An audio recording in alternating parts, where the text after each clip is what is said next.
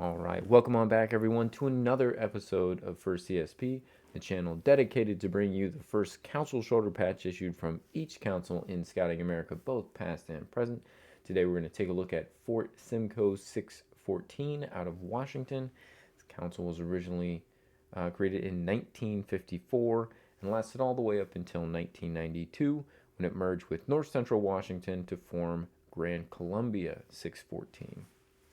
We head on over to the patch table. A couple of things to take a look at, but of course starting off here with the T1 with its dark red border, blue sky, red lettering. The T1 is notable for not having BSA or a fleur-de-lis, and we'll see those on subsequent issues. Do note that it is a twill patch, so the ground here throughout the background is kind of nice light green twill. T1s here to be cloth backed.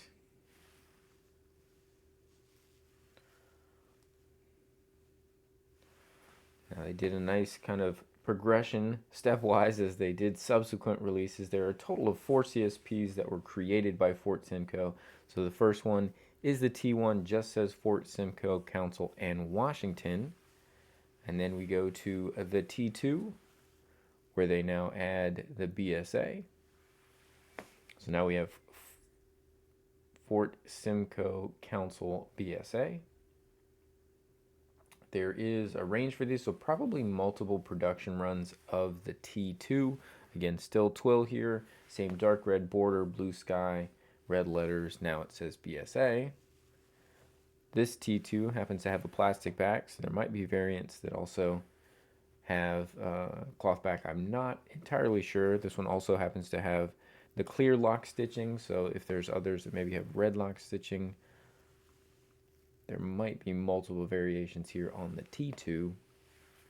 But we see it's BSA here at the end. That's what's essentially been added. There we go. Get our focus back. And then we move from there to the T3.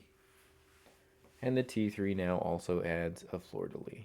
So now we have Fort Simcoe Council BSA, and we've added the fleur-de-lis. So red border, blue sky, BSA yellow fleur-de-lis. They do note that the letters are notably thicker here, so thick letters on the T3. And then essentially this same patch for the T3 is reproduced, but the background here, instead of being twill, is sewn, and that would be the S4.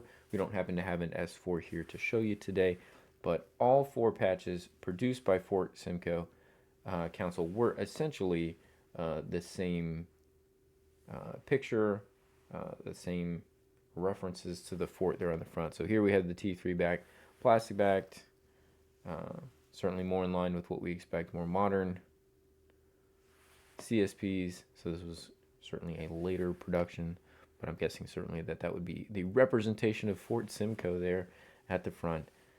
And that is the T3. Move this down just a little bit, see if we can get that T1 up here at the top.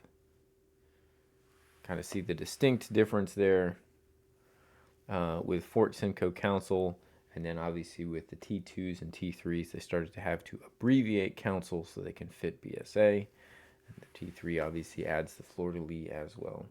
So those are the first few issues for the Fort Simcoe Councils, most specifically the first issue T1.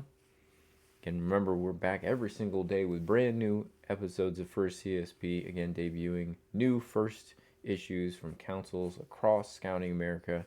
We hope you're enjoying the content, sharing it with others. Feel free to like, subscribe, all those kinds of things. If you have more information about councils or things that you'd like to ask about collecting CSPs in general, feel free to throw those in the comments. You can always get to those in the Sunday special or address it in concerns with other First CSP episodes. Always happy to do that. We've been collecting for a little bit, so we like to, as much as we can, be a resource for other collectors, whether you've been a long-time collector or just want to start out. Always like to talk about collecting as well. We'll be back again tomorrow, as I said. Until then, I want to thank you all for tuning in, and I hope you all have a great rest of your day.